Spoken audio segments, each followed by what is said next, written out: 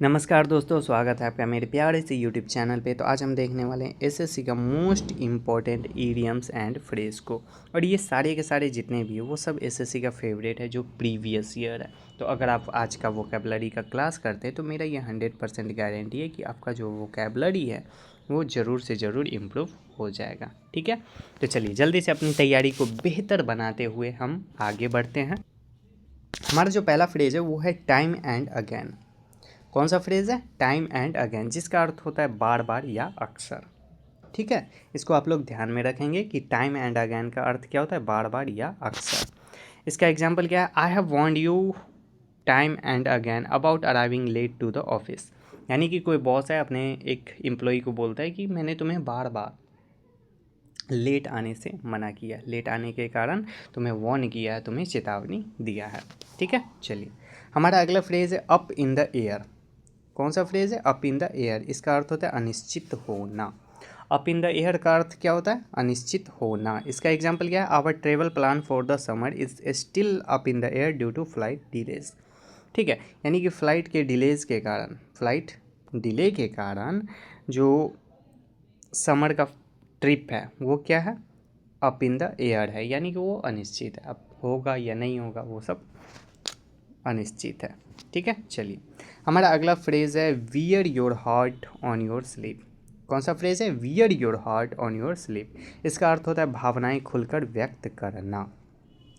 ठीक है, चलिए इसका एग्जाम्पल क्या है? She always wears her heart on her sleeve so everyone know exactly how she feels. ठीक है, यानी कि वो जो है वो अपने भावनाओं को इतना खुल कर के बताती है कि कोई भी व्यक्ति समझ जाएगा कि वो कैसा फील कर रही है। ठीक है, कहीं पर ये चीज़ ज़रूरी होता है, लेकिन कई बार ये चीज़ों को छुपा लेना ही सही होता है। ठीक है, जहाँ पे हमें सामने वाला समझता ना हो, सामने वाला वैल्यू नहीं देता हो उस चीज़ को, तो वहाँ पे वो चीज़ ओपन नहीं करना चाहिए, वहाँ पे अपनी भावनाओं को खुलकर व्यक्त नहीं करना चाहिए।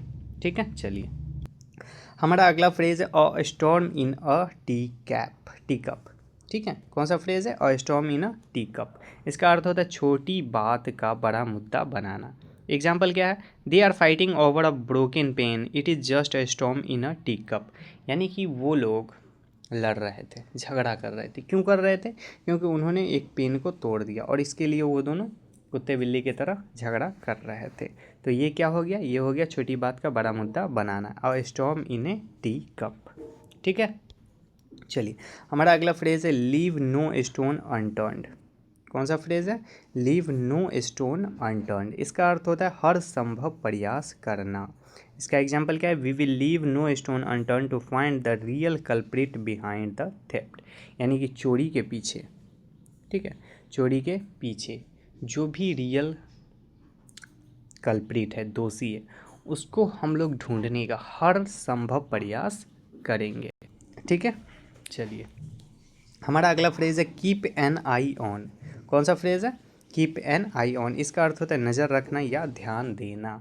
कीप एन आई ऑन का अर्थ क्या होता है? नज़र रखना या ध्यान देना। एग्जाम्पल क्या है? Could you please keep an eye on my bag while I go to the counter. यानी कि जब मैं काउंटर पे जा रहा हूँ तो कृपया मेरे बैग का ध्यान रखना, बैग पे नज़र रखना। ठीक है, चलिए हमारा अगला फ्रेज़ है सी आई टू आई। कौन सा फ्रेज़ है? सी आई टू आई। इसका अर्थ होता है पूरी तरह सहमत होना। सी आई टू आई का अर्थ क्या होता है? पूरी तरह सहमत होना। एग्जाम्पल क्या है? My father and I don't always see eye to eye on the political issue. यानी कि पॉलिटिकल इशू पे फादर और सन के बीच, दोनों बाप बेटे के बीच पूरी तरह से सहमति नहीं बनता है। ठीक है, चलिए हमारा अगला फ्रेज़ है a hard nut to crack. कौन सा फ्रेज़ है? A hard nut to crack, यानी कि कठिन व्यक्ति या कठिन समस्या। इसका एग्जाम्पल क्या है? इसका एग्जाम्पल क्या है? Solving this advance geometry problem is hard nut to crack for him. ठीक है, यानी कि जियोमेट्री का जो प्रॉब्लम है वो उसके लिए सॉल्व करना हार्ड नट टू क्रैक है। यानी कि वो इतना कठिन है कि वो उसे सॉल्व नहीं कर सकता है, लेकिन मेहनत करके वो भी उसे सॉल्व कर लेगा। ठीक है, चलिए हमारा अगला फ्रेज़ है आउट ऑफ द ब्लू। कौन सा फ्रेज़ है? Out of the blue. इसका अर्थ होता है अचानक या बिना चेतावनी के। एग्जाम्पल देखते हैं। He called me out of the blue after 5 years of no contact. यानी कि फ्रेंड है कोई, वो 5 सालों से नो कॉन्टैक्ट में, कोई सूचना नहीं, कोई बातचीत नहीं, लेकिन अचानक उसने क्या किया, कॉल कर दिया अचानक से। तो आउट ऑफ द ब्लू का अर्थ क्या होता है, अचानक। ठीक है, चलिए हमारा अगला फ्रेज है द लास्ट स्ट्रॉ। कौन सा फ्रेज है, द लास्ट स्ट्रॉ। इसका अर्थ होता है सहन शक्ति का अंतिम सीमा।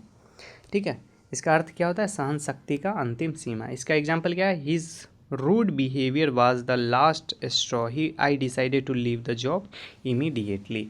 ठीक है, यानी कि कोई बॉस है, उसका बिहेवियर इतना गंदा है कि उसके वजह से एक एम्प्लॉय ने बेचारा क्या किया, अपना जॉब छोड़ दिया। ठीक है, यानी कि सुनते सुनते उसके बिहेवियर को बर्दाश्त करते करते सहन शक्ति की अंतिम सीमा पार कर चुका था, इसलिए वो बेचारा जॉब छोड़ दिया।